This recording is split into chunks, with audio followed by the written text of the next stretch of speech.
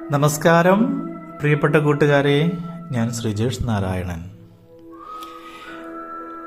ശ്രീമദ് ഭഗവത്ഗീതയിലെ 1-ാം അധ്യായത്തിലെ 1 മുതൽ 9 വരെയുള്ള ശ്ലോകങ്ങളാണ് നമ്മൾ കഴിഞ്ഞ ക്ലാസ്സിൽ ചേർത്തത്.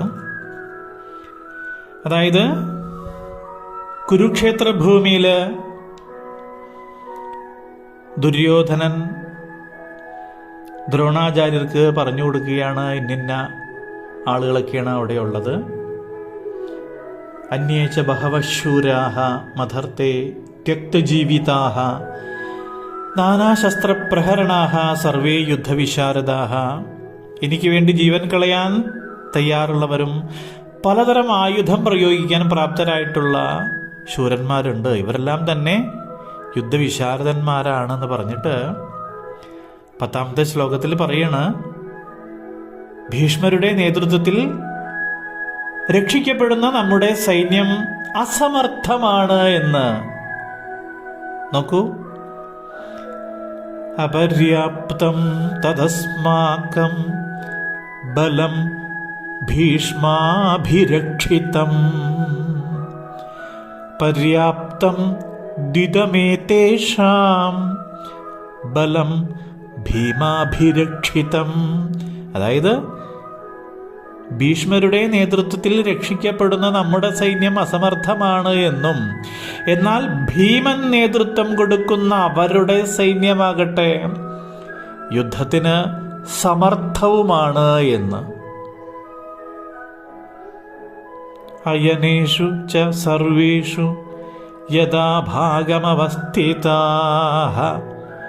ഭീഷ്മമേവാഭിരക്ഷന്തു ഭവന്തഃ സർവ ഏവ ഹി. അതുകൊണ്ട് നിങ്ങളെല്ലാവരും അതാതു സ്ഥാനങ്ങളിൽ നിലയുറപ്പിച്ച് എല്ലാ മാർഗങ്ങളിലും ഭീഷ്മ പിതാമഹനെ ചുറ്റും നിന്ന് രക്ഷിക്കണം. തസ്യ സംജനയൻ ഹർഷം കുരു വൃദ്ധഃ പിതാമഹഃ സിംഹനാദം വിനദ്യോച്ഛൈഃ ശംഖം ദധ്മൗ പ്രതാപവാൻ. ദുര്യോധനന് സന്തോഷം ജനിപ്പിക്കുവാൻ പ്രതാപശാലിയായ ഭീഷ്മ പിതാമഹൻ സിംഹനാദം മുഴക്കിയിട്ട് ഉച്ചത്തിൽ ശംഖനാദം പുറപ്പെടുവിച്ചു. യുദ്ധത്തിന് ആദ്യം ശംഖനാദം മുഴക്കിയത് ആരാണ്? കൗരവപക്ഷത്തു നിന്നാണ് കേട്ടോ. തതഃ ശംഖാശ്ച ഭൈര്യശ്ച പണവാനകഗോമുഖാഃ സഹസ്യൈവാഭ്യഹന്യന്ത സശബ്ദസ്തുമുലോഭവത്. പിന്നീട് ശംഖുകളും ഭേരികളും പണവം, ആനകം, ഗോമുഖം എന്നീ വാദ്യങ്ങളും ഉടൻ മുഴക്കി. ആ ശബ്ദം എല്ലാ ദിക്കുകളിലും മുഴങ്ങിക്കേട്ടു. തതഃ ശ്വേതൈർഹൈർയുക്തേ മഹതി സ്യന്ദനേ സ്ഥിതൗ മാധവഃ പാണ്ഡവശ്ചൈവ ദിവ്യൗ ശംഖൗ പ്രധത്മതുഃ. ഉടൻ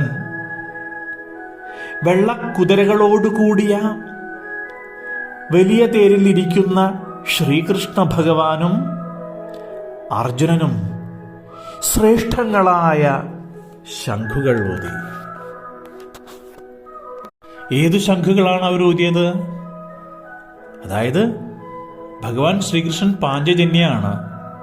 പാഞ്ചജന്യം ഹൃഷീകേശഃ ദേവദത്തം ധനഞ്ജയഃ പൗണ്ഡ്രം ദധ്മൗ മഹാശംഖം ഭീമകർമ്മ ഭൃഗൂദരഃ.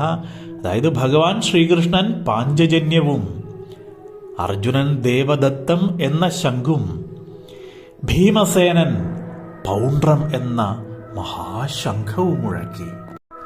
യുധിഷ്ഠിരൻ അനന്തവിജയം എന്ന ശംഖും നകുല സഹദേവന്മാർ സുഘോഷം, മണിപുഷ്പകം എന്നീ മഹാശംഖുകളും മുഴക്കി. അനന്തവിജയം രാജ കുന്തിപുത്രോ യുധിഷ്ഠിരഃ നകുലഃ സഹദേവശ്ച സുഘോഷമണിപുഷ്പകൗ കാശ്യശ്ച പരമേശ്വാസഃ ശിഖണ്ഡീ ച മഹാരഥഃ ദൃഷ്ടദ്യുമ്നോ വിരാടശ്ച സാത്യകിശ്ചാപരാജിതഃ ദ്രുപദോ ദ്രൗപദേയാശ്ച സർവശഃ പൃഥിവീപതേ സൗഭദ്രശ്ച മഹാബാഹുഃ ശംഖാൻ ദദ്മുഃ പൃഥക് പൃഥക്. മഹാരാജാവേ, വില്ലാളി വീരനായ കാശിരാജാവും മഹാരഥനായ ശിഖണ്ഡിയും ദൃഷ്ടദ്യുമ്നനും വിരാടനും തോൽവിയെന്തെന്നറിയാത്ത സാത്യകിയും ശംഖുമുഴക്കി. ദ്രുപദനും ദ്രൗപദീപുത്രന്മാരും മഹാപരാക്രമിയായ സുഭദ്രാപുത്രനും പല ഭാഗങ്ങളിൽ നിന്നും വേറെ വേറെ ശംഖുകൾ മുഴക്കി.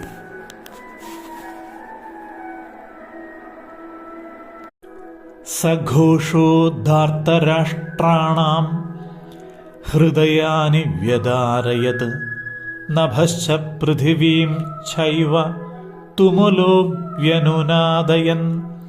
ഘോരമായ ആ ശബ്ദം ആകാശത്തെയും ഭൂമിയെയും മാറ്റൊലി കൊള്ളിച്ചുകൊണ്ട് ദുര്യോധന സൈന്യത്തിന്റെ ഹൃദയം തകർത്തു.